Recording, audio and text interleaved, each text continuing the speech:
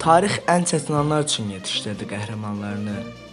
Ən çətin günlərin mərdliyindən yoğrulur onlar. Azərbaycanın müstəqilliyini qorumuşam, qoruyacağam. Onlar bir xalqın, bir millətin yüksəlişi üçün yüksəlirlər köşklərindən. Həyatımın son dəqiqəsinə qədər mən bu xidmət edəcəyəm. Və heç bir şey məni qorxutmur, heç bir şey də məni çəkindirmir. Gələcək nəsillər, yeni uğurlar və zəfərlər onların budaqlarından tumurcuqlanır.